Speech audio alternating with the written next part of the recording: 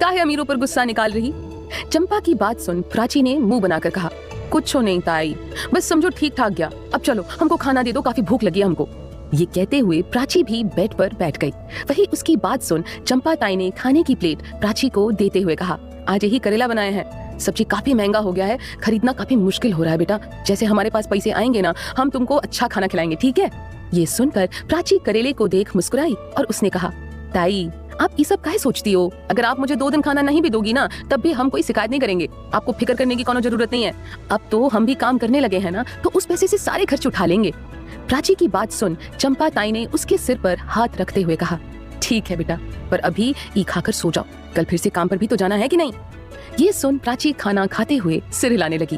वहीं ये देख चंपा ताई उठकर उस कमरे से बाहर चली गई। मित्तल मैंशन। अर्नव ने घर आकर पहले पूरे हॉल में देखा जहां सिर्फ अभी वर्कर्स काम कर रहे थे। फिर उन्हें इग्नोर कर अर्नव एक कमरे के पास आकर रुका और कमरे के दरवाजे को धीरे से खोलकर उसके अंदर चला गया। कमरे में अभी पूरी तरह से अंधेरा था। ये देख अर्नव ने लाइट ऑन की। अर्नव ने धीरे से कहा, मॉम। कमरे में रोशनी होने के बाद अर्नव खिड़की के पास व्हील चेयर पर बैठी औरत के पास गया। स्नेहा मित्तल अर्नव मित्तल की माँ थी। वो अर्नव की आवाज सुन उसकी तरफ मुड़ गई। उन्होंने प्यार से कहा, आ गए तुम, आज किस पर गुस्सा निकाल कर आए हो?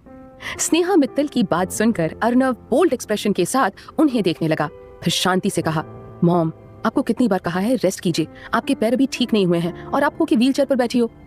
अर्नव की बात सुनकर स्नेहा मित्तल ने मुस्कुराते हुए कहा, बस मुझे और आराम नहीं करना, इसीलिए सोचा यहाँ आकर ताजी हवा ले लूं। वैसे भी तुम सुबह जाते हो तो रात को ही आते हो। स्नेहा की बात सुन अर्नव बिना कोई एक्सप्रेशंस के उनकी व्हील चेयर को बेड तक लेकर आया। फिर शांति से कहा, मॉम आप मुझसे झूठ क्यों कहती हो, जब आपको पता होता है कि मुझे पता चल जाता है कि आप कब झूठ कहती हैं और कब नहीं। मॉम क्यों उस इंसान के बारे में सोच रही हैं आप जिसने आपको छोड़कर किसी और से शादी कर ली? वो आदमी एक नंबर का घटिया इंसान है। अर्नव की बात सुनकर स्नेहा मित्तल नम आंखों से उसे देखने लगी।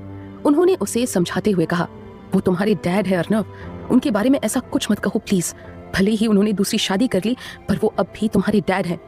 स्नेहा मित्तल की बात सुनकर अर्नव ने गुस्से में मुट्ठी बंद कर ली और कहा, नहीं मॉम, वो इंसान कभी मेरा बाप नहीं बन सकता।